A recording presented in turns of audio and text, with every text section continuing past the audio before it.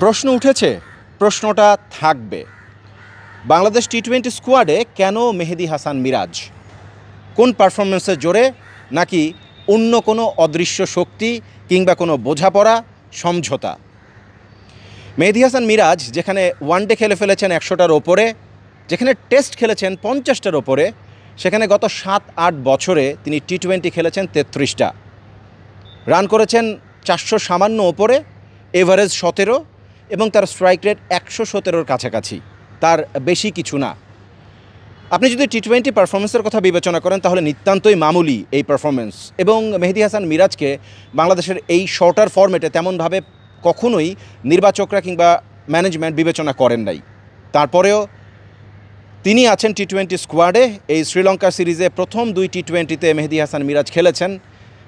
বলার মতো তেমন কোনো পারফরমেন্স নাই, 2 টি-20তে তার 3 উইকেট, তবে খুব একটা ক্রুশিয়াল কোনো পারফরমেন্স তার কাছ থেকে দেখা যায় নাই। ব্যাটিংয়েও খুব একটা ভালো তিনি করেন নাই। 2025 সালে 4টা টি-20 খেলেছেন, যেখানে 54 রান করেছেন, উইকেট নিয়েছেন মাত্র 4টা। সুতরাং এই ধরনের পারফরমেন্সে বাংলাদেশের টি-20 স্কোয়াডে কিভাবে জায়গা পাচ্ছেন মেহেদী হাসান মিরাজ? নানান আলোচনা হচ্ছে, গুঞ্জনও শোনা যাচ্ছে।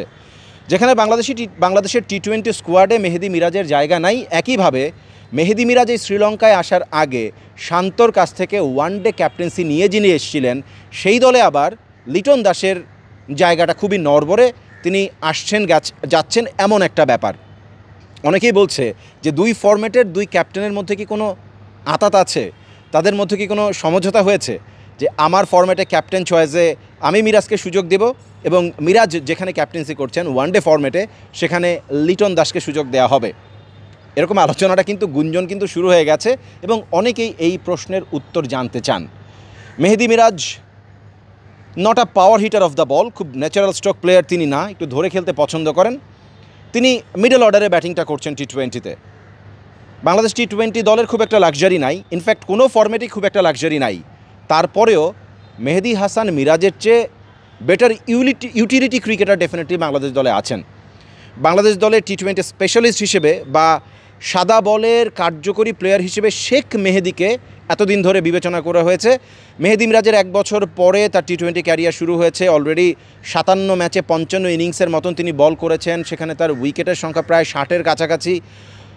ইকোনমি রেটটাও মেহেদী মিরাজের চেয়ে খুব ভালো। মেহেদী মিরাজের ক্যারিয়ার ইকোনমি 8 অ্যাভাব, কিন্তু সেখানে শেখ মেহেদী 6.5-এর কাছাকাছি রান দিয়েছেন তার টি-20 ক্যারিয়ারে। ব্যাটিংয়ে মেহেদী মিরাজের তুলনায় শেখ মেহেদী কিছুটা খারাপ, তবে শেখ মেহেদীকে দিয়ে ব্যাটিং ওপেন করানো যায় যখন খেলাটা চলে পাওয়ার প্লেতে। নতুন বলে কিন্তু শেখ মেহেদী এখনও পর্যন্ত 21 বার বল হাতে নিয়েছেন, সেখানে 18টা উইকেট তার আছে। ইকোনমিও খুব একটা খারাপ না। সেই জায়গায় মেহেদী মিরাজ তিনি 5 ম্যাচে বোলিং ওপেন করেছেন, 2টা উইকেট পেয়েছেন, ইকোনমিও 8-এর ওপরে।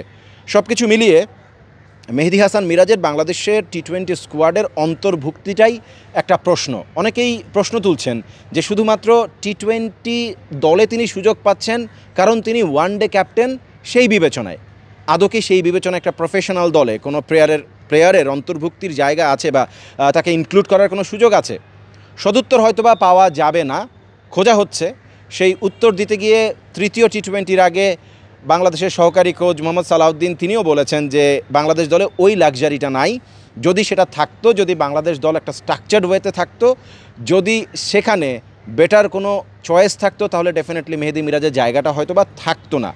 শেখ মেহেদীর আলোচনা হচ্ছিল। শেখ মেহেদীর অবশ্য 2025 সালের performance not up to the mark.